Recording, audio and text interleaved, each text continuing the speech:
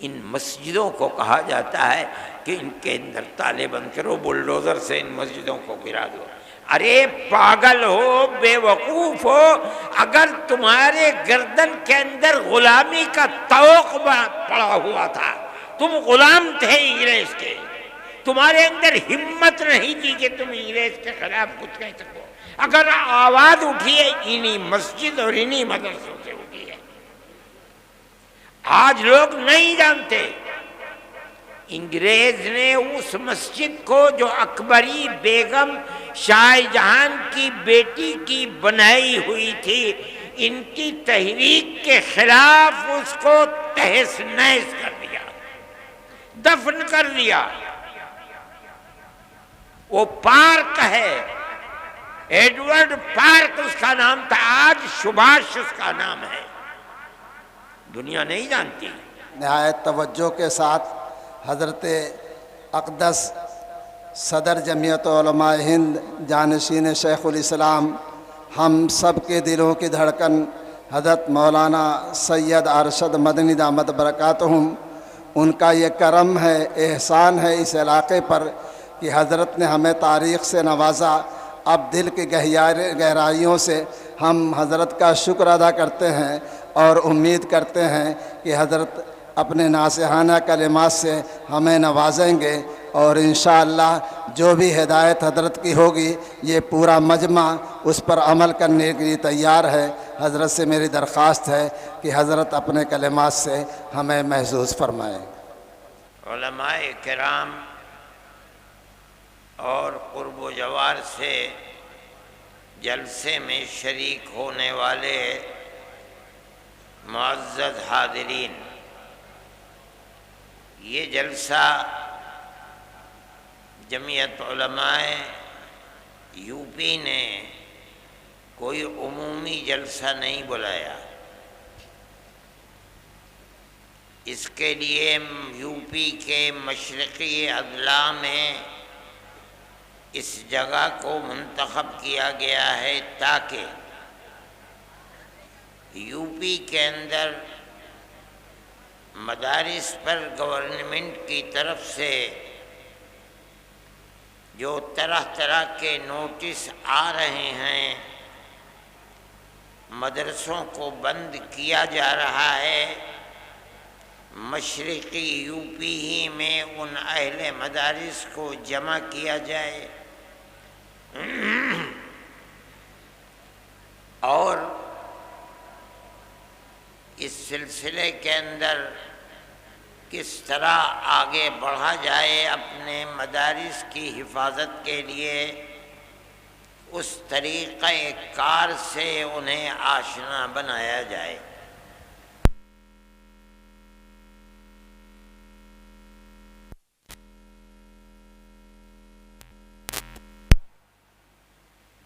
کہ سب سے پہلے مدارس پر جس گورنمنٹ نے ہاتھ ڈالا تھا وہ آسام ہے، وہاں بی جے پی کی گورنمنٹ ہے، وہاں جا کر جلسہ کیا جائے۔ اس کے بعد اتراکھنڈ کی سرکار نے مدارس کے اوپر ہاتھ ڈالا، پھر اس کے بعد مشرقی یو پی نے ہاتھ ڈالا، اور اب چند دنوں کی خبر ہے کہ ہریانہ سرکار نے پانی پت وغیرہ کے اندر مدارس کے اوپر نوٹس بھیجنے شروع کر دیے ہیں۔ کچھ لوگوں کی رائے تھی کہ ہمیں لکھنؤ میں جلسہ کرنا چاہیے، لیکن ہم نے ابتدا کے اندر غور و خوض کر کے، چونکہ بڑے بڑے مدارس کی جگہ یہ صوبہ ہے، ہمارا صوبہ ہے، اس لیے ہمیں پہلے یہاں اپنی چیز کو پیش کرنا چاہیے، اور خاص طریقے پر مشرقی یو پی کے اندر ارباب مدارس کو جمع کر کے ان سے گفتگو کرنی چاہیے، کوئی عام جلسہ نہیں ہے۔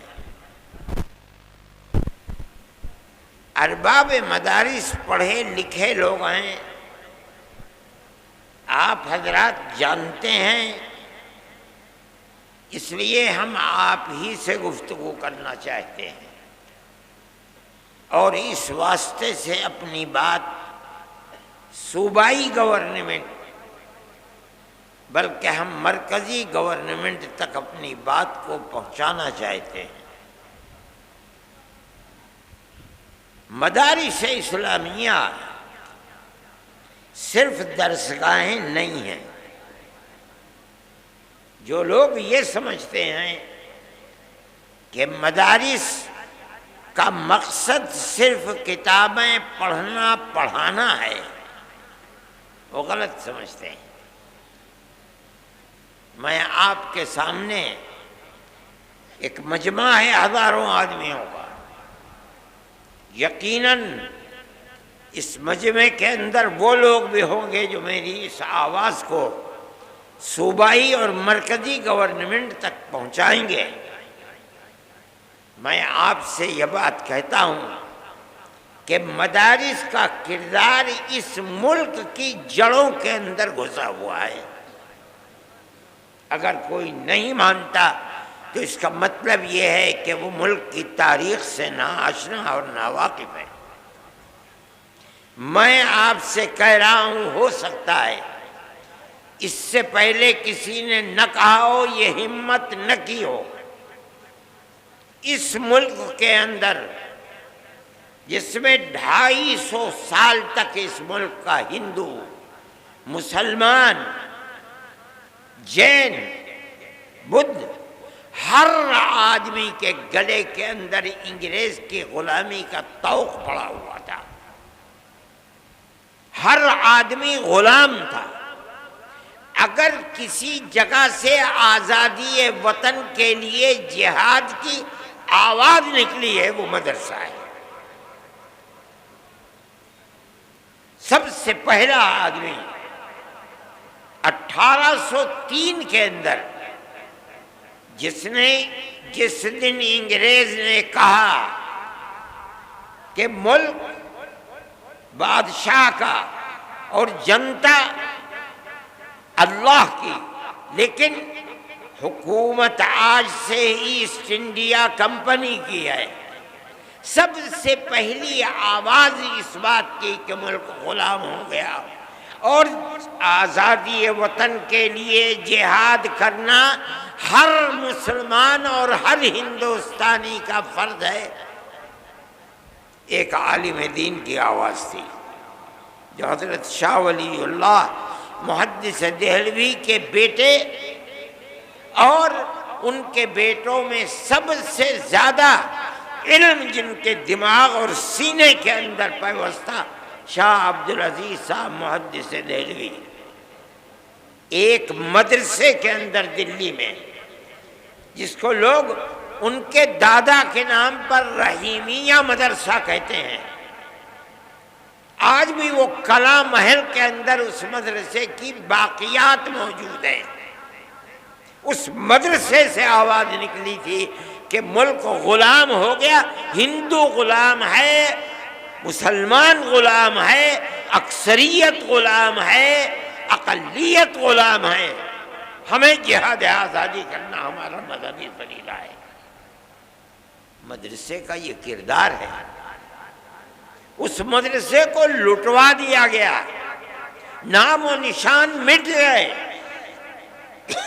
لیکن شاہ عبدالعزیز صاحب کو زہر دے دیا گیا، دلی سے نکال دیا گیا، لیکن وہ ایسا مرد مجاہد تھا کہ سب کچھ برداشت کیا مگر اس سے پیچھے نہیں ہٹے ہوئے۔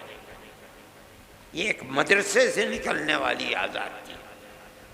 میں کہتا ہوں کہ آج جن مدرسوں کے اندر تالے لگائے جا رہے ہیں یہی مدرسے تھے۔ سب سے پہلا مدرسہ دلی کا مدرسہ تھا جس نے غلامی کے خلاف آواز نکالی اور اتنے بڑے بڑے افراد کو پیدا کر دیا جنہوں نے 150 سال کی محنت کے بعد ملک کو آزاد کرا دیا۔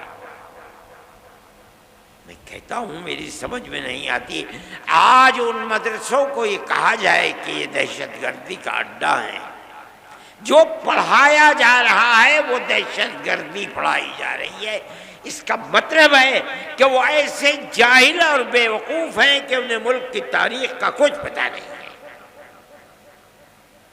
پھر آپ دوسری جو سب سے بڑی چیز ہے وہ مساجد کے اوپر ہے، بلڈوزر چلائے جا رہے ہیں، جاہل ہیں، لوگ نہیں جانتے۔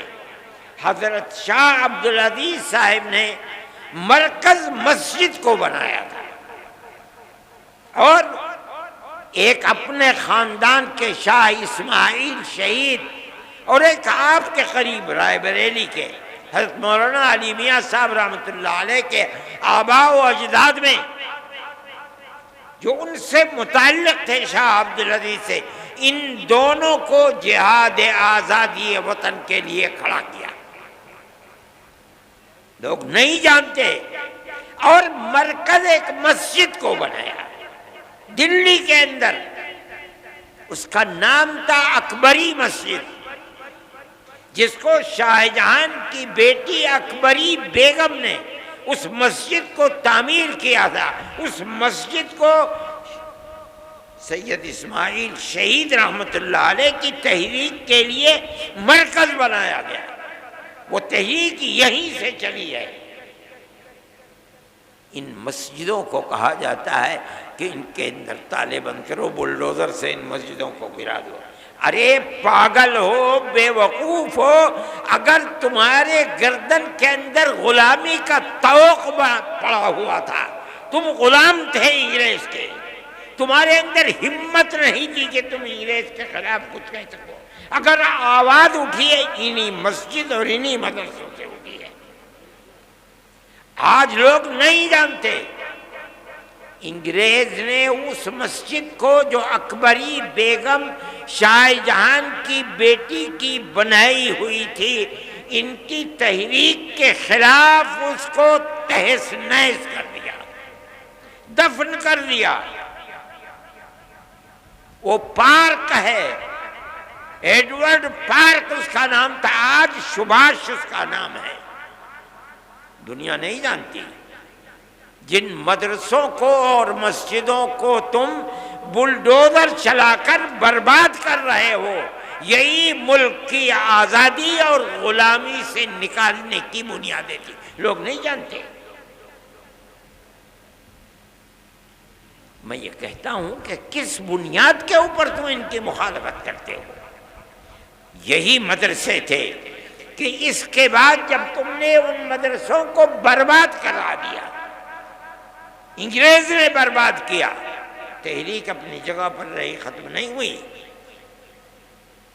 حضرت شاہ اسماعیل شہید رحمت اللہ علیہ اور ان کے ساتھی آزادی وطن کے لیے صوبہ سرحد جو آزاد قبائل ہیں وہاں پہنچ گئے، جہاد کرتے رہے، یہاں تک کہ سن 1832 کے اندر وہ شہید ہو گئے جہاد کرتے کرتے، چھوڑ دیا لوگوں نے، تتر بتر ہو گئے، لیکن لوگ واپس آئے، اور آنے کے بعد سن 30-32 سے لے کر سن 57 تک اپنا کام کرتے رہے، یہاں تک کہ 1857 کے اندر انہوں نے پھر دوبارہ جہاد کو بلند کیا، جس کو انگریز نے غدر کا نام دیا۔ اس جہاد کے اندر تاریخ کو اٹھا کر دیکھو، آج مصیبت یہ ہے کہ مرکز سے لے کر صوبائی حکومت تک کوئی پڑھنے والا آدمی نہیں ہے، بڑے سے بڑا ان پڑھ آدمی بیٹھا ہوا ہے۔ سن 1857 کے اندر جہاد کے اندر صرف دلی میں روشن مستقبل، روح روشن مستقبل، ان کتابوں کو اٹھا کر دیکھو، صرف دلی کے اندر 32,000 علماء کا قتل ہوا ہے، کون لوگ تھے یہ وہی تحریک تھی جو شاہ عبد العزیز صاحب رحمۃ اللہ علیہ نے دلی کے ایک مدرسے سے اس تحریک کو بلند کیا تھا، جس کا مرکز اکبری مسجد کو بنایا تھا۔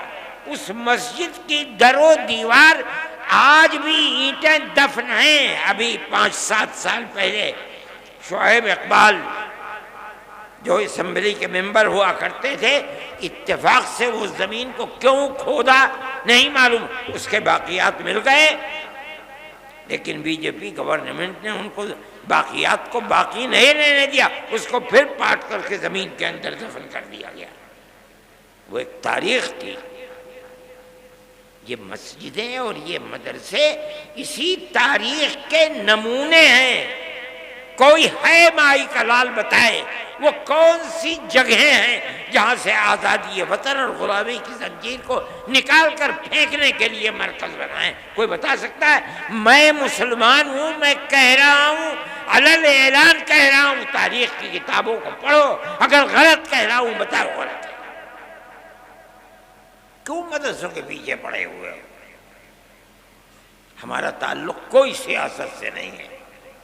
پھر دیکھیے، جب 1857 کے اندر 2 لاکھ مسلمان شہید کر دیا گیا، ابھی 1-1.5 مہینہ پہلے، بلکہ 1 ہی مہینہ ابھی ہوا ہے کہ جب وقف کے مسئلے کے اندر پارلیمنٹ کے اندر گفتگو ہوئی تو ایک ہندو بڑی بہترین اردو بولنے والا، میرے اس کے باپ سے تعلقات تھے، جو آسام کا چیف منسٹر تھا، اس کا بیٹا ہے گوگوئی، اس نے تقریر کی، پارلیمنٹ میں کہا کہ 2 لاکھ مسلمانوں نے اپنی جان آزادی وطن کے لیے دی ہے۔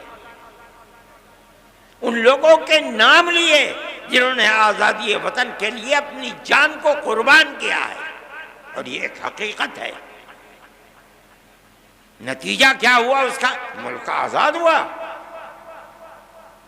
کیسے کیسے افراد پیدا کیے۔ دارالعلوم کی بنیاد اسی پر بنی ہے۔ جب 1857 میں خدا کی قدرت آزادی وطن کے لیے جو لوگ کھڑے ہوئے تھے انگریز کے خلاف، ان کے حق میں فیصلہ اللہ کا نہیں تھا، ناکام ہو گئے۔ بچے گھروں کے اندر، باپ شہید کر دیا گیا، کوئی نام لینے والا نہیں ہے، گھر میں کچھ نہیں ہے، بچے بھیک مانگنے کے لیے باہر ہیں، ماں اپنی عزت کو بچائے ہوئے گھر کے اندر بیٹھی ہوئی ہے۔ چرچ کے لوگ نکل رہے ہیں، ان بچوں کا ہاتھ پکڑ رہے ہیں، ہمیں دو بچے کو، ہم اسے مفت پڑھائیں گے، مفت لکھائیں گے، مفت کپڑے دیں گے پہننے کے لیے، پڑھا کر کے ملازمت دیں گے، یہ اپنے پیٹ کو بھی پالے گا، تمہارے پیٹ کو بھی پالے گا۔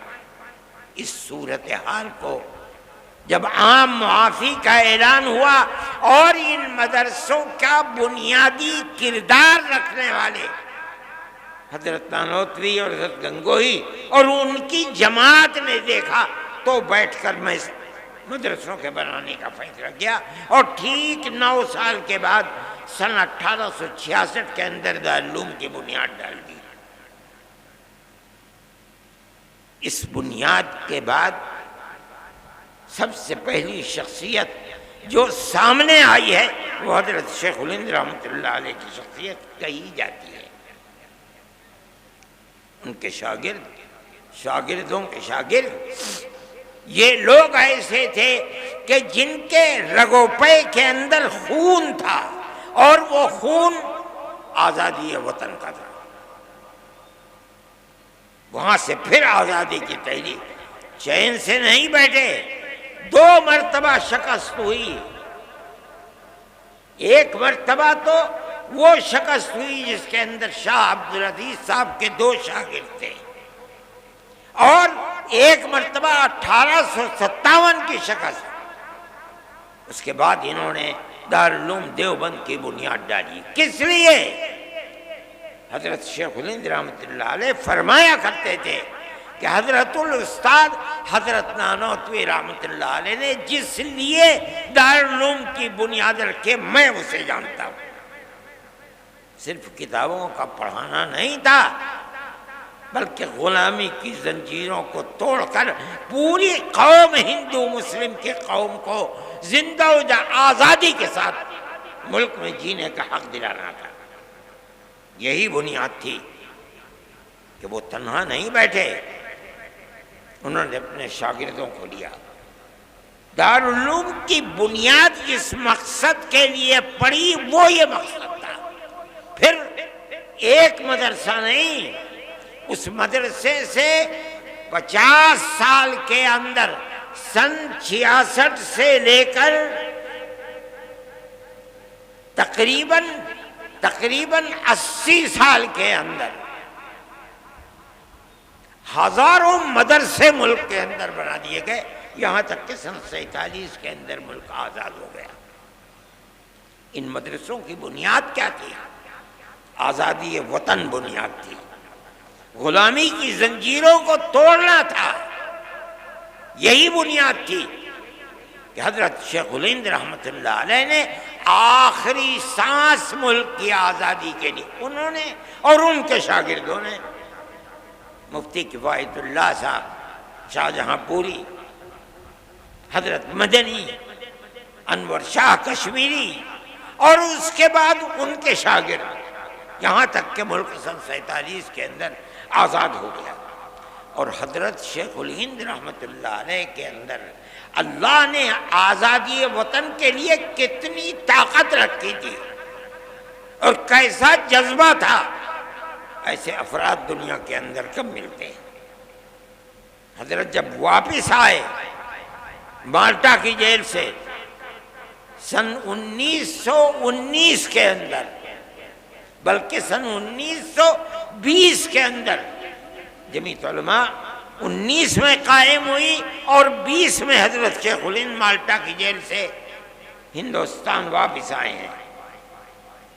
تو ریاست بہاولپور کے ان کے جو سب سے قریبی آدمی تھے، گویا کہ وزیر اعظم تھے، سر رحیم بخش، انگریز نے ان کو سر کا خطاب دیا تھا، انگریز نے ان کو بھیجا تاکہ حضرت شیخ الہند سے ملے اور یہ کہیں کہ حضرت آپ چلے گئے، دارالحدیث دارالعلوم دیوبند کی سونی ہو گئی، لوگ آپ کے پاس آ کر کے تصوف کی مشق کیا کرتے تھے، ذکر الہی میں مشغول تھے، وہ بھی سلسلہ ختم ہو گیا. اب آپ چند روز ہے، خدا جانے کتنے دن کی زندگی ہے، آپ ایک جگہ بیٹھ جائیے. آپ نے پوری کوشش کر لی انگریز کو ہٹانے کے لیے، مگر انگریز حکومت تو اپنی جگہ سے ٹس سے مس ہوئی نہیں ہے. تو پھر آپ کو اپنی زندگی، وہ کام جو آپ کے بعد ختم ہونے کو ہیں، انہیں پھر دوبارہ زندہ کرنا چاہیے. وہ بوڑھا آدمی جو وہاں سے آنے کے بعد 1 سال اور کچھ مہینے زندہ رہ سکا، اس نے کیا جواب دیا؟ اسی مدرسے سے نکلے ہوئے لوگ تھے. انہوں نے کہا آپ اپنی بات پوری کر چکے؟ کہا کر لی. کہا فرمایا کہ میں بوڑھا ہو گیا، جس سرزمین پر انگریز کی حکومت ہے وہاں جینا تو جینا، اس سرزمین پر مر کے دفن ہونا بھی مجھے گوارا نہیں ہے. میں تو ہندوستان صرف اس لیے آیا ہوں کہ میں آ کر اعلان کروں کہ انگریز کی غلامی حرام ہے. میں بوڑھا ہو گیا، میرے پیروں میں چلنے کی طاقت نہ رہی اگر، تو میں اپنے شاگردوں سے کہوں گا کہ مجھے ایک چارپائی پر لٹا دیں اور اپنے کاندھوں پر لے کر ملک کے گاؤں گاؤں جائیں اور میں ہر گاؤں میں یہ اعلان کروں کہ انگریز کی غلامی حرام ہے. یہ تڑپ کس میں پیدا ہوئی؟ کہاں سے پیدا ہوئی؟ مدرسوں سے پیدا ہوئی ہے. ان مدرسوں کو بنایا کس لیے گیا؟ دارالعلوم کو کس لیے بنایا گیا؟ دارالعلوم سے 25,000 مدرسوں کو کس لیے بنایا گیا؟ اس ملک کے اندر آزادی کے جذبہ جہاد کے لیے بنایا گیا، ہندو مسلم محبت کے لیے بنایا گیا، ملک کے اندر امن و امان قائم کرنے کے لیے بنایا گیا۔ تم ان مدرسوں کو کیوں ان کی جڑ کو کھودتے ہو؟ وہ تم سے کچھ نہیں لیتے۔ مسلمان رکشہ چلاتا ہے اور صبح سے شام تک جو ملتا ہے اس میں سے 2 پیسے اپنے مدرسے کو بھی دیتا ہے۔ ہم تو کسی دولت مند کے سے پیسے نہیں مانگتے، کسی گورنمنٹ سے پیسہ نہیں مانگتے۔ ایک مرتبہ اندرا جی تھیں، نہیں سونیا جی تھیں، اور ارجن سنگھ زندہ تھے۔ انہوں نے اور سہیل صدیقی، جن کو پارلیمنٹ نے کالج اور یونیورسٹیوں کے اقلیتی کردار کے لیے ان کو امین بنایا تھا، وہ بھی تھے۔ ان سب نے مل کر کے ایک کمیٹی دلی کے اندر بنائی۔ انہیں لوگ مل بھی گئے، کچھ لوگ تھے، مولوی فضیل تھے گورکھپور کے، اور دوسرے لوگ انہیں مل گئے، انہوں نے بلا لیا۔ مجھے بھی بلایا مگر میں بھول گیا۔ مجھے ایک صاحب نے کہا کہ بھائی انہوں نے بلایا تھا تم گئے نہیں۔ مجھے یاد آیا، میں فوراً گھر میں گیا، بریف کیس میں ایک جوڑی کپڑا رکھا، اور ایک گاڑی 10 بجے جاتی تھی، میں اس گاڑی میں سوار ہو کے دلی پہنچ گیا۔ صبح کی میٹنگ تو ختم ہو گئی تھی، ظہر کے بعد 2 بجے کی میٹنگ تھی، میں بریف کیس اٹھا کر کے وہاں چلا گیا، جا کے بیٹھ گیا۔ انہوں نے مجھے دیکھا تو اسٹیج کے اوپر بلا لیا، جلسہ شروع ہو گیا، میرا نام آیا تو میں کھڑا ہو گیا، اور میں نے کہا کہ مدارس کے سلسلے میں آپ جو تحریک چلا رہے ہیں کہ مدارس مدرسہ بورڈ سے ملحق ہو، اور آپ 800 کروڑ کا بجٹ بھی لے کر کے آ گئے، آپ کیوں یہ چاہتے ہیں؟ آپ کو مدرسوں کی کردار کا پتہ ہے کہ مدرسوں نے کیا کیا ہے۔ میں نے ان کے سامنے یہ چیز رکھی کہ ملک غلام تھا، مدرسوں کی تحریک دارالعلوم دیوبند سے چلی، بنیاد اس کی کیا تھی؟ آپ سے وہ 2 پیسے نہیں چاہتے، اس لیے کہ انہیں یقین ہے کہ اگر آپ پیسہ دیں گے تو کل کو آپ ان کے نظام تعلیم میں بھی دخل دیں گے، ان کے نصاب تعلیم میں بھی دخل دیں گے۔ وہ اپنے آپ کو آزاد رکھنا چاہتے ہیں۔ ارجن سنگھ کہنے لگے کہ ہم وعدہ کرتے ہیں کہ ہم دخل نہیں دیں گے۔ میں نے کہا میں نہیں کہتا ہوں کہ آپ جھوٹ بول رہے ہیں، بالکل سچ بول رہے ہیں، لیکن آپ میری ایک بات کا جواب دیں۔ ابھی الیکشن کے اندر 2 سال باقی ہیں، 3 سال گزر چکے، اقتدار کی کرسی پر آپ بیٹھے ہیں، آپ کہہ رہے ہیں کہ ہم دخل نہیں دیں گے۔ کیا آپ مجھے گارنٹی دے سکتے ہیں کہ 2 سال کے بعد جو اگلا الیکشن ہوگا آپ ہی جیت کر آئیں گے؟ کہنے لگے نہیں گارنٹی نہیں دے سکتے۔ میں نے کہا ٹھیک کہتے ہیں، آپ تو 2 سال کی بھی گارنٹی نہیں دے سکتے، اور میں مدرسے کا آدمی ہوں، میں اپنے دل کے اندر یہ ارمان رکھتا ہوں کہ اگر اللہ نے مجھے قیامت تک کی زندگی دی تو میں قیامت تک مدرسے کو زندہ رکھوں گا۔ میرا آپ سے کیسے ساتھ ہو سکتا ہے؟ اس لیے میں جمعیت علماء کے پلیٹ فارم سے کہتا ہوں، ہم کل بھی مخالف تھے گورنمنٹ کی مدد کے، آج بھی مخالف ہیں، اور جب تک زندہ رہیں گے مخالفت کرتے رہیں گے۔ ہمیں آپ کی کیا ضرورت ہے؟ مدرسہ ہماری دنیا نہیں ہے، ہمارا دین ہے۔ جس طرح مسجد ہمارا دین ہے، اسی طرح مدرسہ بھی ہمارا دین ہے۔ اگر مسجد میں نماز پڑھی جاتی ہے، مدرسے میں نماز پڑھنا سکھلایا جاتا ہے۔ اگر مسجد میں قرآن پڑھا جاتا ہے، مدرسے میں قرآن پڑھنا سکھلایا جاتا ہے، دونوں ایک چیزیں ہیں۔ جب ہم مسجد میں آپ سے کوئی مدد نہیں لیتے، ہم مدرسے میں کیوں آپ سے مدد لیں؟ ہم نہیں آپ سے مدد لینا چاہتے ہیں۔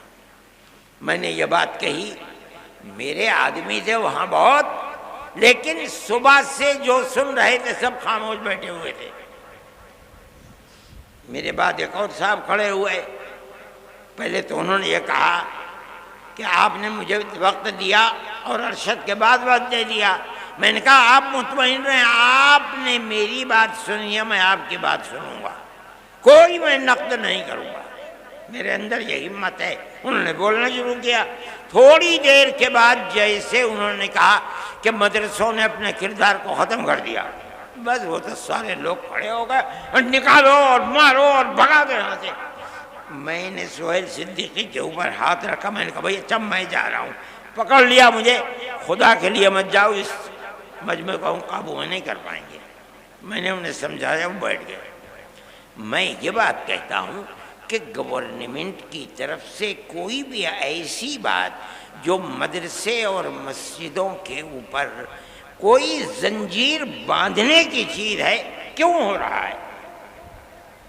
مدرسوں نے تو اس ملک کی آزادی کے لیے سب سے پہلی آواز مدرسوں نے اٹھائی ہے۔ وہ مسجد جس کو انگریز نے مکمل تباہ کر دیا، اکبری مسجد، کیا ہوا تھا وہاں؟ غلامی کی زنجیر کو توڑنے کی تحریک وہاں سے چلی تھی۔ آج بھی اگر زمین کو کھودو گے ایڈورڈ پارک کی تو وہاں سے وہ ان کی دیواریں مل جائیں گی۔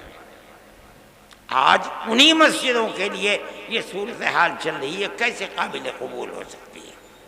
ہم یہ سمجھتے ہیں کہ ملک کے اندر جو چیز جو ذہن پنپ رہا ہے وہ اس ملک کو تباہی کی طرف لے کر کے چل رہا ہے۔ ایک چیز نہیں ہے، مدرسے اور مسجدوں کا مسئلہ ہے۔ اسلام کے خلاف جو تحریکیں چل رہی ہیں وہ تحریکیں انتہائی بدترین تحریکیں ہیں۔ سب سے پہلا مسئلہ ہے طلاق، ہم اس کے اوپر خاموش رہے، ہم گورنمنٹ کے مقابلے میں نہیں آئے۔ ہم نے یہ سوچا کہ بھئی ایک چیز ہے، چلو جس کے دل کے اندر ایمان ہے وہ اسلام کے قانون پر عمل کرے گا، جو کورٹ میں جائے گا کورٹ اس کے لیے فیصلہ کرے گا۔ لیکن اس کے بعد اسلام کے نظام کو درہم برہم کرنے کے لیے آگے آ گئے۔ اتراکھنڈ کے اندر یہی صورتحال چل پڑی۔ پھر چلیے اتراکھنڈ کے اندر چل رہی تھی، مرکزی گورنمنٹ نے اس کے سلسلے میں تمام ادیان کو ملا کر کے ایک نیا دین بنانے کی بات کو شروع کر دیا۔ ہم اس کے مخالف تھے۔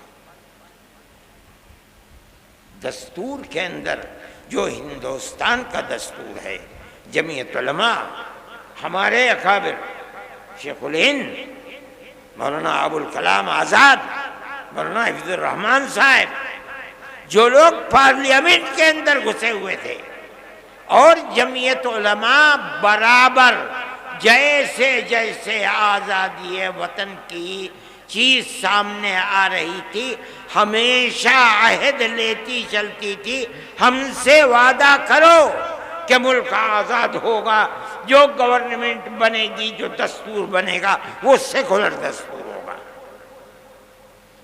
اور کانگریس ہم سے وعدہ کرتی چلتی تھی۔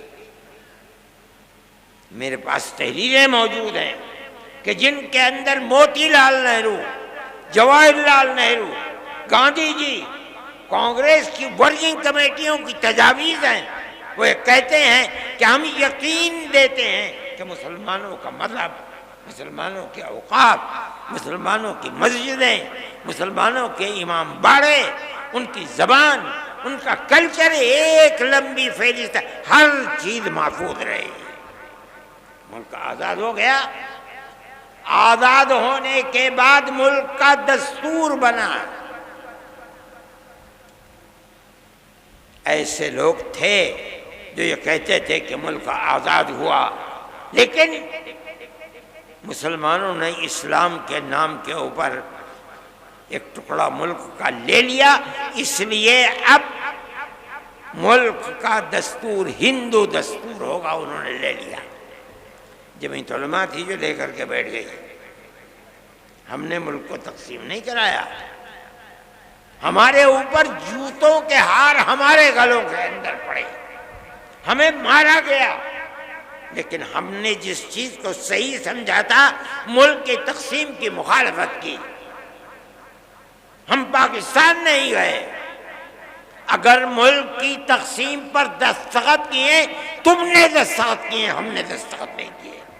اگر قصور ہے تمہارا قصور ہے، ہمارا قصور نہیں ہے۔ شریف لوگ تھے، اس چیز کو سمجھے۔ جمعیت علماء کی اس تحریک کی بنیاد کے اوپر مجبور ہوئے اور ملک کا دستور سیکولر دستور بنا۔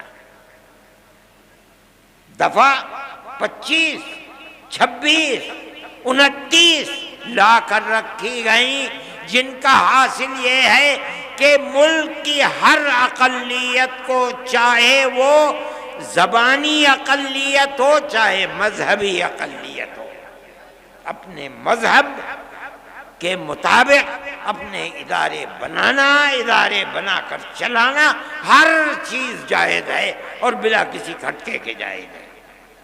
یہ وہ ہے دستور جو دستور ہے ملک کا، اور یہ سیکولر دستور ہے۔ اسی بنیاد کے اوپر مسلمان زندہ ہے۔ آج فرقہ پرست طاقتیں دستور کی ان شقوں کو کاٹ نہیں سکیں ابھی تک، لیکن اس کے خلاف کام کر رہی ہیں۔ کس بنیاد پر ہماری مسجدوں کو توڑا جا رہا ہے؟ آپ کو ہمارے مدرسوں سے کیا لینا ہے؟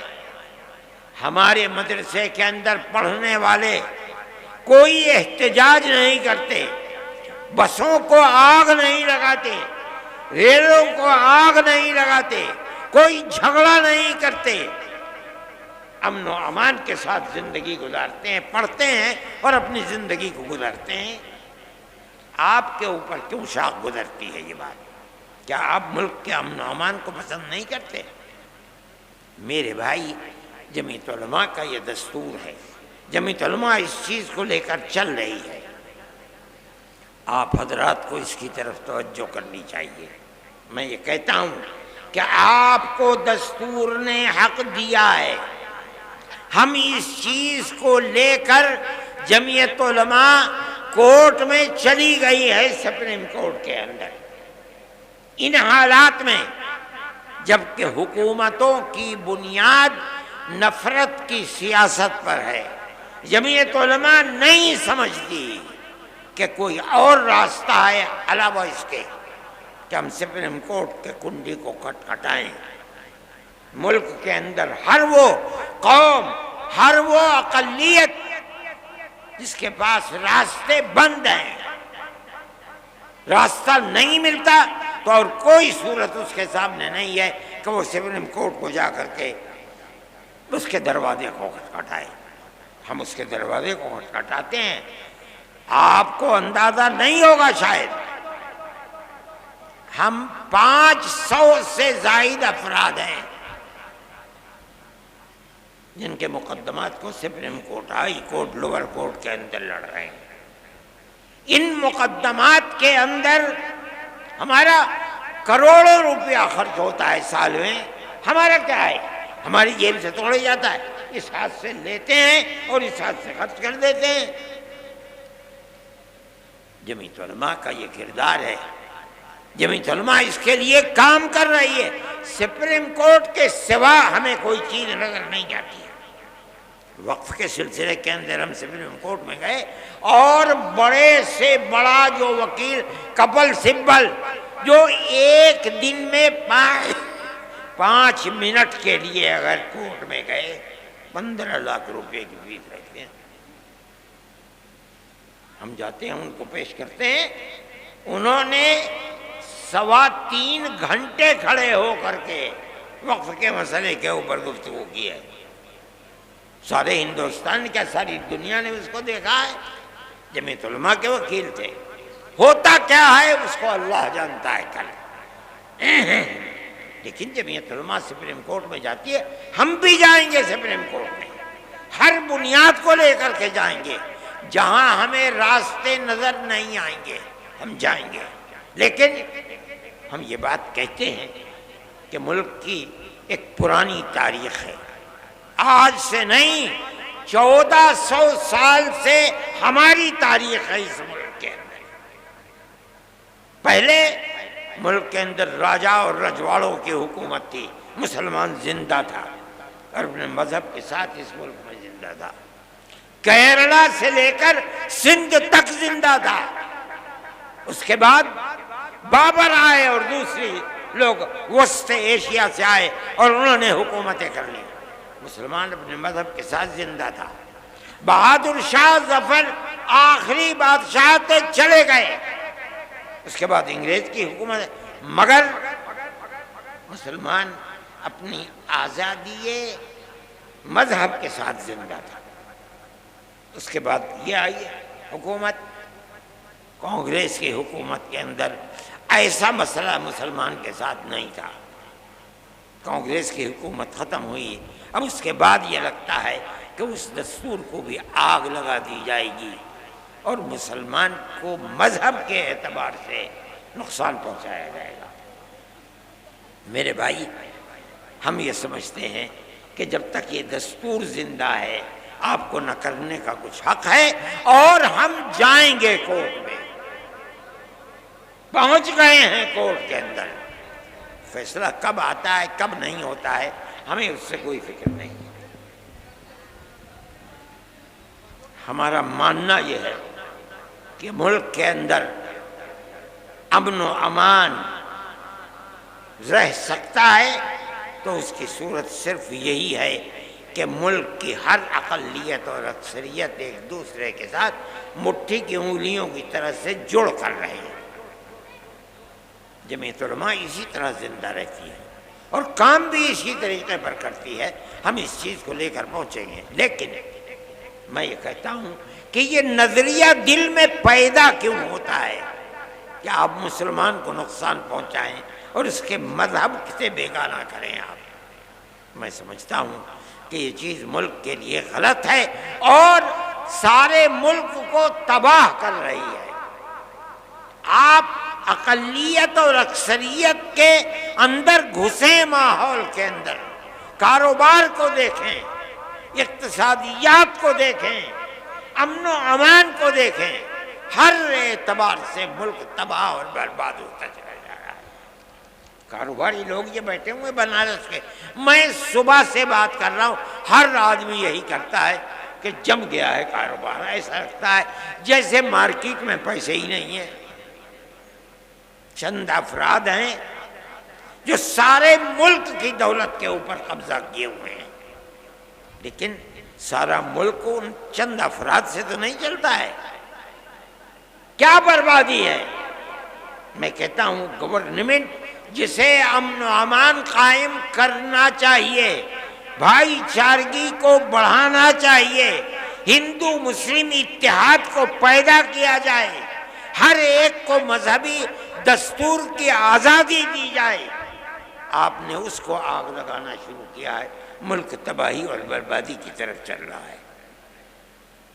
جمعیت علماء کی یہ تحریک ہے، امن و امان ختم ہو رہا ہے، موب لنچنگ ایک مصیبت ہے اور سب سے بڑی مصیبت لوگ یہ سمجھ رہے ہیں کہ مسلمان کی طرح نہیں، جب آپ لوگوں کو یہ حق دیں گے کہ وہ قانون کو اپنے ہاتھ میں لے لیں تو صرف مسلمان ہی کا قتل نہیں ہوگا، مسلمان کا بھی قتل ہوگا، ہندو کا بھی قتل ہوگا، بربادی ملک کے اندر آئے گی۔ کیا کر رہے ہیں آپ؟ میں حکومتوں کو کہتا ہوں، کہاں ہیں حکومتیں؟ کیا ہو رہا ہے؟ کس طرح قتل ہو رہے ہیں؟ کیا انتظامیہ کو یہ پتہ نہیں کہ کیا ہو رہا ہے؟ کون لوگ ہیں وہ عنصر، کون ہیں جو اس طریقے پر آدمی کو آپ کی موت سے کھیل رہے ہیں؟ وہ کون لوگ ہیں؟ دنیا دیکھ رہی ہے۔ ہم نے یہ بات کہی تھی شور مچایا تھا. جب بہار سے جو صوبہ بنا اس کے اندر موب لنچنگ سب سے زیادہ اور بی جے پی گورنمنٹ تھی. بی جے پی گورنمنٹ گر گئی, امن و امان ہو گیا. آج یو پی کے اندر ایسی تباہی مچی ہوئی ہے, اور یہی راجستھان کے اندر ہے. اگر حکومت چاہے تو وہ ملک کے امن و امان سے کھیلنے والے لوگ ایک دن نہیں آزاد رہ سکتے. لیکن یہ افسوس کی بات ہے کہ ہندو اور مسلمان کا قتل عام کرنے والے لوگ بالکل زندہ ہیں. اگر گئے بھی جیل میں 2 4 5 10 دن کے لیے گئے اور اس کے بعد آزاد ہو کر کے پھر انہوں نے یہی شروع کر دیا, کس طرح ملک چلے گا؟ یہ بربادی کس طرح سے قبول کر لی جائے؟ میں یہ بات ارباب مدارس سے کر رہا ہوں کہ انہیں اپنے مدارس کی حفاظت کے لیے کام کرنا چاہیے. حفاظت کس طرح سے ہوگی؟ ایک تو ہے حفاظت دستوری.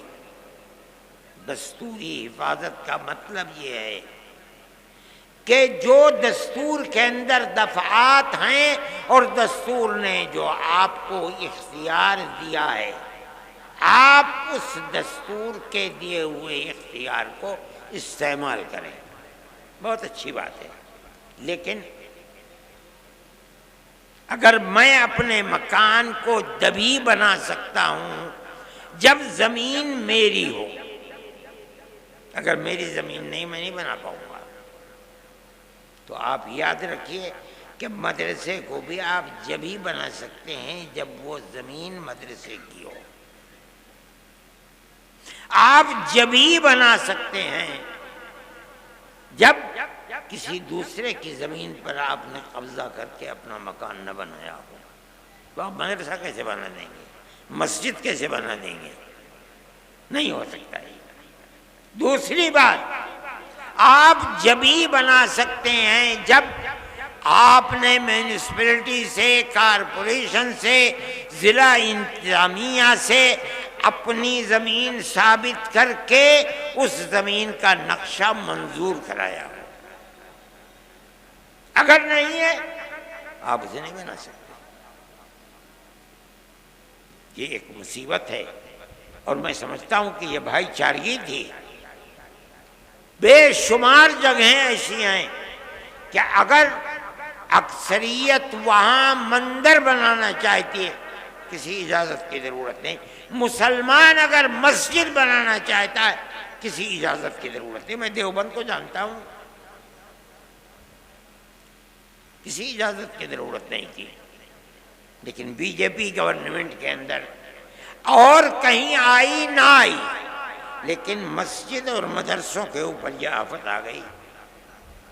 آپ کی گورنمنٹ جو ہندوستان کے اندر ملک کی آزادی سے پہلے اور ملک کی آزادی کے بعد, میں دارالعلوم دیوبند کو کہتا ہوں, دارالعلوم دیوبند کا جو کردار ملک کو غلامی سے نکال کر آزادی کے لیے تھا, وہ کردار ساری دنیا میں شہرت پکڑے ہوئے ہے. کبھی دارالعلوم کی کسی عمارت کے لیے کبھی اجازت کی ضرورت ہی نہیں ہے. دارالعلوم والے جانتے ہی نہیں تھے بھائی کس چیز کی اجازت. کوئی گورنمنٹ ہو, گورنمنٹ دارالعلوم سے کبھی یہ نہیں کہتی تھی کہ تم اس کی منظوری لو, اور کبھی منظوری لی نہیں گئی. اتنا بڑا دارالعلوم 100 سال سے زیادہ وقت گزر گیا اس کو, بلکہ 150 سال کے قریب, کبھی کسی چیز کی اجازت نہیں لینی پڑی اس کو. اس گورنمنٹ نے آ کر لے لیا اور اس کے اوپر قدغن لگ گئی. 6 سال سے ایک اینٹ دارالعلوم کی رکھی نہیں گئی ہے. دارالعلوم نے سے پوچھا کیا بات ہے, کہا کہ اجازت نہیں ہے. دارالعلوم نے اپنے اس کردار کی بنیاد پر ان سے کہا ہو سکتا ہے کہ گورنمنٹ کا بھی اس کے اندر دخل ہو کہ بھائی نہیں ہے, ہم آپ سے کہتے ہیں آپ ہمارے اوپر جو جرمانہ چاہے لگا دیجیے. انہوں نے جرمانہ لگایا 1 کروڑ 1.5 کروڑ سے زیادہ کا. دارالعلوم نے 25 لاکھ اس میں جمع کیے, 25 لاکھ یا 20 لاکھ, باقی اور کے بارے میں اختلاف ہو گیا، وہ کہتے تھے 60 کروڑ روپیہ دینا پڑے گا۔ اس کے بعد پھر بات چیت ہوئی تو وہ گر کر کے 1 کروڑ 60 لاکھ کے اوپر آ گیا۔ دارالعلوم نے 25 لاکھ دے دیا، ابھی تک فیصلہ نہیں ہوا ہے۔ میں یہ کہتا ہوں کہ پچھلی گورنمنٹوں نے ملک کے اندر رہ کر کے جن چیزوں کے اندر آزادی دی، اگرچہ وہ قانون کے خلاف تھی، نہیں پوچھا کہ مسجد کس زمین پر بن رہی ہے، کیا ہو رہا ہے۔ اگر یہ بات ثابت ہو جاتی ہے آج کہ یہ گورنمنٹ کی زمین ہے اور مسجد کی زمین نہیں ہے، انہیں توڑنے کا حق ہے۔ اگرچہ آپ کو دستوری اعتبار سے یہ حق ہے کہ آپ مسجد بنائیں، لیکن یہ مطلب نہیں ہے کہ آپ گورنمنٹ کی زمین پر مسجد بنا لیں، گورنمنٹ کی زمین کے اوپر مدرسہ بنا لیں۔ اگر آپ بنائیں گے تو آپ کو لوہے کے چنے چبانے پڑیں گے۔ میں اپنے ساتھیوں سے بھی کہتا تھا کہ اس موضوع کے اوپر گفتگو کریں۔ آپ مدرسہ بنائیں، اپنی زمین پر بنائیں، مدرسے کی زمین پر بنائیں، مسجد بنائیں، اپنی زمین پر بنائیں، مسجد کی زمین پر بنائیں، وقف کریں اس کو۔ یہاں ایک مسئلہ آتا ہے، آج اگر آپ یہ چاہیں کہ آپ کو مسجد بنانے کی اجازت مل جائے گورنمنٹ سے، آپ تمام شرائط کو پورا کر دیں۔ شرائط کو پورا کرنے کے بعد گورنمنٹ، صوبائی گورنمنٹ، مرکزی گورنمنٹ آپ کو مسجد بنانے کی اجازت دے دے۔ آج کی صورتحال یہ کہ آپ کو اجازت نہیں مل سکتی،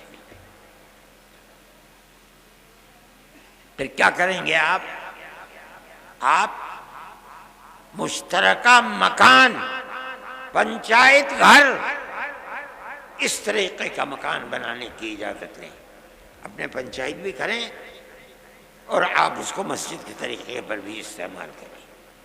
لیکن یہ غلطی کبھی مت کیجیے گا کہ نقشے کی منظور کرائے بغیر یا اپنی زمین کے علاوہ گورنمنٹ کی کسی زمین کے اوپر آپ کر لیں، تو جس طرح آپ کی بنائی ہوئی ان کالونیوں کو بلڈوزر سے سینکڑوں مکانات کو تباہ کیا جا رہا ہے، اسی طرح آپ کی مسجدوں اور مدرسوں کو بھی تباہ کیا جائے گا۔ آپ اسے یقین سمجھیے، اور اس کے لیے آپ کو کوشش کرنی چاہیے۔ میرے بھائی، وقف کے مسئلے کے اندر بھی ہم اسی طرح گئے ہیں۔ اوقاف کا مسئلہ اپنی جگہ کے اوپر بڑا اہم مسئلہ ہے۔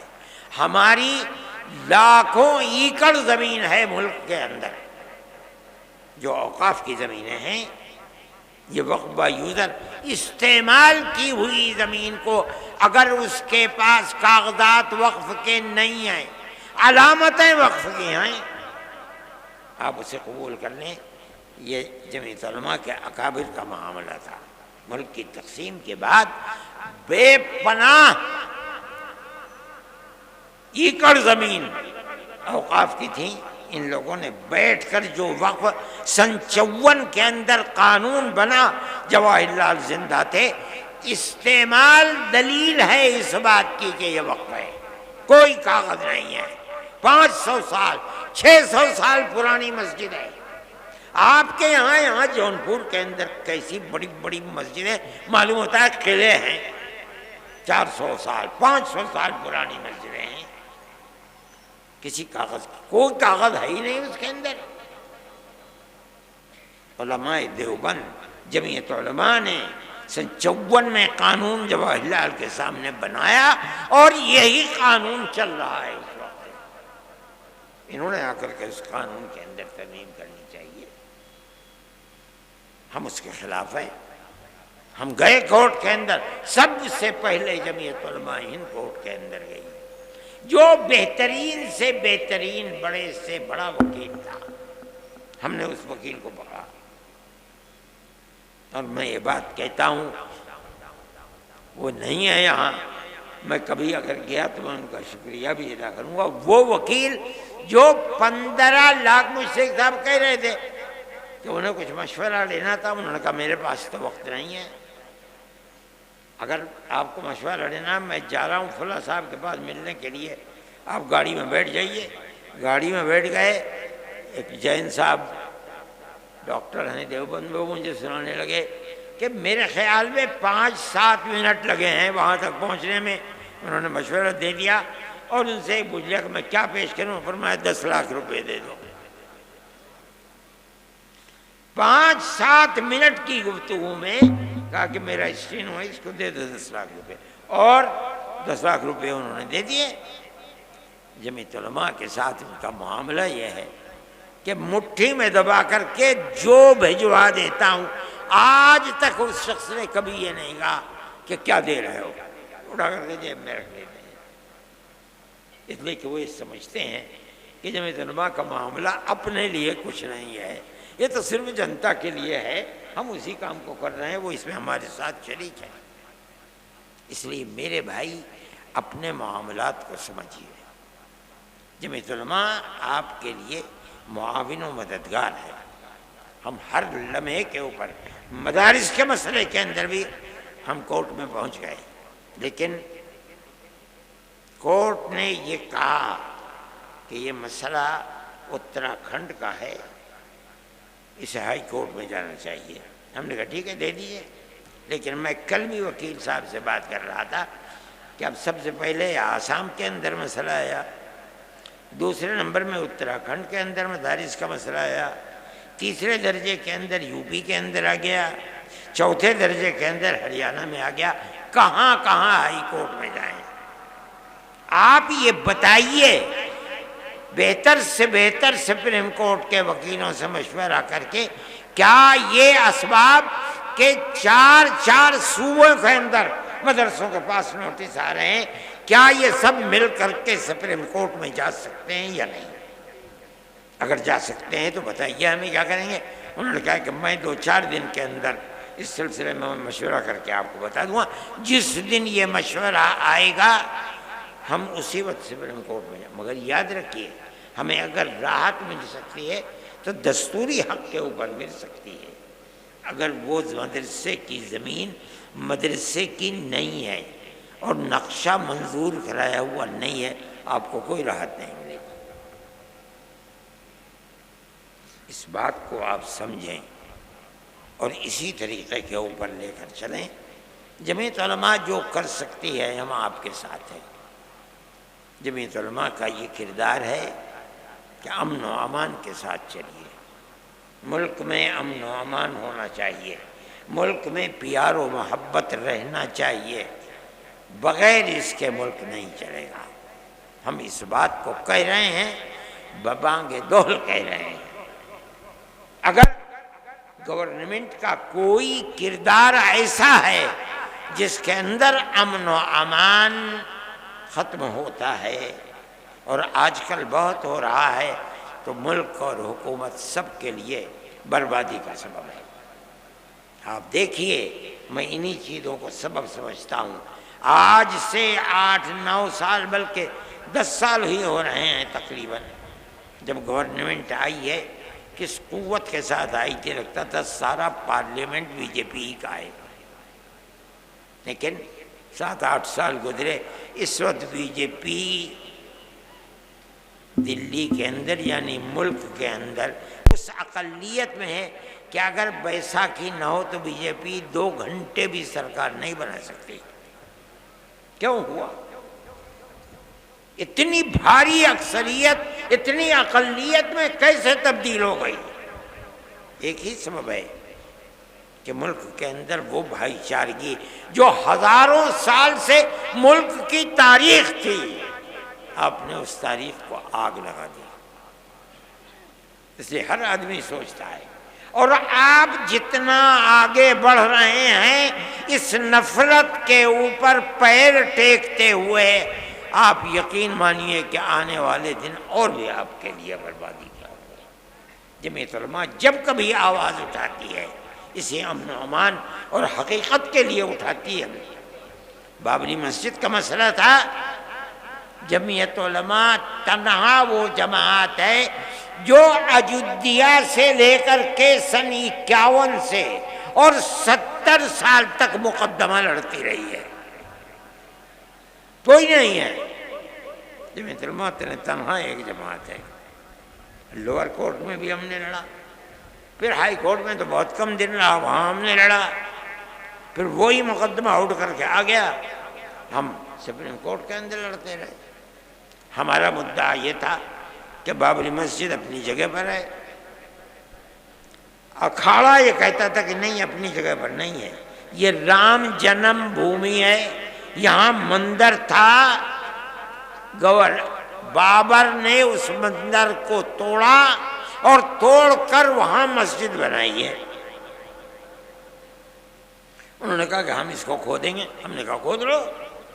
ہم نے ببانگ دہل کہا کہ اگر یہ ثابت ہو جائے کہ یہ مسجد نہیں ہے، مندر تھا، مسجد بنی ہے، ہم آپ کے ساتھ کھڑے ہوں گے کہ جو زمین مسجد کی زمین نہیں ہے وہاں مسجد کا بنانا جائز نہیں۔ انہوں نے کہا کھدائی کریں، ہم نے کہا کھدائی کر لو۔ جو کر سکتے تھے وہ کیا، لیکن مندر ہونے کی کوئی علامت نہیں ملی، ہمیں اور طاقت مل گئی۔ ہم نے پھر یہی بات کہی اور قوت کے ساتھ کہی۔ سپریم کورٹ کے اندر بات چلتی رہی، ہم ہر دن ہر تاریخ کے اوپر کتنے لاکھ روپیہ خرچ کیا کرتے تھے، ہم نے خرچ کیا اس کو۔ ایک قوم کا مسئلہ ہے، بھئی آپ ہماری مسجد کو یہ کہہ کر کے کہ یہ رام جنم بھومی ہے، اس کا مطلب یہ ہے کہ نہ بابر کے ساتھ کوئی عالم دین تھا جو یہ بتائے کہ کسی دوسری جگہ کے اوپر جاؤ، ان کی مذہبی جگہ ہے، اس کو ہٹا کر کے توڑ کر کے مسجد نہیں بن سکتی، کوئی بتانے والا نہیں ہے۔ لیکن ہم اس بات کو کہتے ہیں، ہم جو بات کہتے تھے وہ سچی نکلی۔ سپریم کورٹ نے یہ کہا، 3 شقیں تھی سپریم کورٹ کی، ایک شق یہ تھی کہ مسجد اپنی جگہ پر ہے، ہمارا سر بلند کر دیا۔ اکھاڑا جھوٹ بولتا ہے، وہ کہتا ہے کہ مسجد اپنی جگہ نہیں ہے، یہ رام جنم بھومی تھی، مندر کو توڑ کر کے بابر نے مسجد، سپریم کورٹ کہتا غلط ہے، مسجد اپنی جگہ ہے۔ دوسری بات کہتا ہے جنہوں نے مسجد میں جا کر مندر کو رکھا ہے وہ مجرم ہے۔ یہ 2 بات کہنے کے بعد تیسری بات خود بخود واضح ہے کہ جب دونوں چیزیں ہیں تو تیسری بات یہ ہے کہ مسجد مسلمانوں کی ہے، یہاں آ گیا کہ مسجد ہم اکھاڑے کو دیتے ہیں۔ لیکن میرا دل مطمئن ہے، آج نہیں کہہ رہے ہیں، یاد رکھیے وہ دن آئے گا جب مورخ یہ کہے گا کہ گورنمنٹ نے ظلم کیا ہے، مسجد کی جگہ ہے جس کو انہوں نے رام جنم بھومی کہہ کر کے اس کو بنا دیا۔ ہمارا مسئلہ ہے، جمعیت علماء ہر اس طرح کی چیزوں کے اندر آگے بڑھتی ہے۔ جمعیت علماء نے آپ کو جمع کیا ہے، ہماری کوئی غرض نہیں ہے، لیکن ہماری غرض مدارس سے وابستہ ہے۔ ہم یہ سمجھتے ہیں کہ مدارس کی بنیاد اس ملک کو غلامی کی زنجیروں سے نکال کر آزادی کی طرف لے کر چلنا، اس ملک کو، اس قوم کو۔ یہ مسجد اور مدرسوں کا کردار ہے، جو نہیں جانتے وہ جاہل ہے۔ جس مسجد سے یہ آواز اٹھتی تھی انگریز نے اس کو ختم کر دیا، آج زمین کھودو وہاں سے نکلے گی۔ جن مدرسوں سے یہ آواز اٹھتی تھی مدرسے، انگریز نے ان کو ختم کر ڈالا، لیکن کلا محل محلہ ہے دلی کا، وہاں جاؤ اس کے آثار آج بھی ملتے ہیں۔ کہا جاتا ہے کہ شاہ عبدالعزیز صاحب محدث دہلوی کا مدرسہ یہی تھا۔ آپ ان مسجدوں اور مدرسوں کو یہ کہہ کر کے کہ یہ مسجد اور مدرسے دہشت گردی کا اڈا ہیں اور یہ جبر اور زبردستی بنائے گئے ہیں، اس کا مطلب یہ ہے کہ آپ کو کچھ معلوم نہیں ہے۔ اور جمعیت دارالعلوم دیوبند اس کی اصل بنیاد اور ماں ہے، سن 1857 کے بعد، اور اس سے جو ہزاروں ہزار مدرسے پورے ہندوستان میں، افغانستان میں، پاکستان میں، برما میں، بنگلہ دیش میں، ساؤتھ افریقہ میں، امریکہ اور برطانیہ کے اندر ان تمام مدرسوں کی بنیاد بھائی چارگی، آپس میں محبت پیدا کرنا، یہ بنیاد ہے، اور مدرسوں کو یہ کام کرنا چاہیے۔ میں یہ کہتا ہوں کہ آپ مدرسے بنائیے، ان کے لیے طریقے نکالیے، اجازت لیجئے، اور ہم گورنمنٹ سے یہ بات کہیں گے، ہم کوشش کرنا چاہیں گے ملاقات کی، کہ اگر آپ یہ کہتے ہیں کہ مدرسوں کو، مسجدوں کو بنانا بغیر اجازت کے نہیں ہے، آپ ان شرائط کو بتائیے کہ کیا شرائط ہیں جن کی بنیاد پر آپ ہمیں اجازت دیں گے۔ آپ کا عملہ اجازت دے گا، کارپوریشن اجازت دے گا، میونسپلٹی اجازت دے گی، ہم اسی طریقے کے اوپر مسائل کو پیش کریں گے، گورنمنٹ کے بنائے ہوئے دیے ہوئے قانون کے مطابق چلیں گے، بطور زبردستی کچھ نہیں۔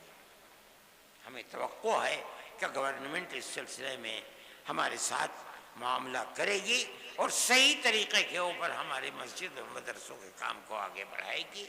آپ حضرات سے میں نے یہی بات کہی ہے کہ آپ خوب سوچ سمجھ کر کیجئے، اگر کوئی کمزوری ہے قانونی اعتبار سے بہتر وکیل کر کے آپ اس کمزوری کو دور کیجئے۔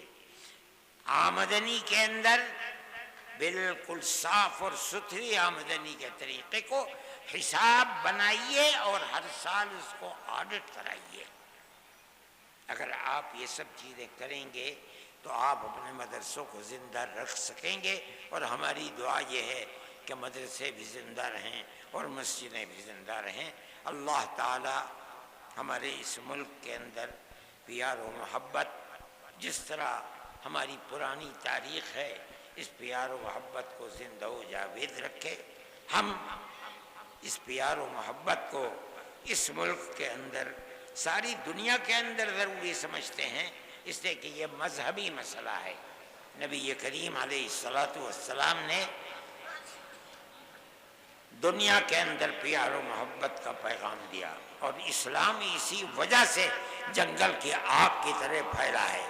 اگر وہ دشمن اور نفرت کو جنم دیتے اور اسلام اس کو سامنے رکھتا تو اسلام 5 دن بھی زندہ نہیں رہ سکتا تھا۔ اس لیے میرے بھائی، پیار و محبت کو مذہب اور اللہ اور اس کے رسول کی تعلیم سمجھ کر کے آپ اس کو مضبوط کیجئے۔ اللہ آپ کو قائم و دائم رکھے، ہمارے ملک کو قائم و دائم رکھے، امن و امان کی فضا قائم رکھے، ہندو اور مسلمان سب پیار و محبت کے ساتھ رہیں اور پیار و محبت کے ساتھ زندہ رہیں۔ وآخر دعوانا ان الحمد للہ رب العالمین۔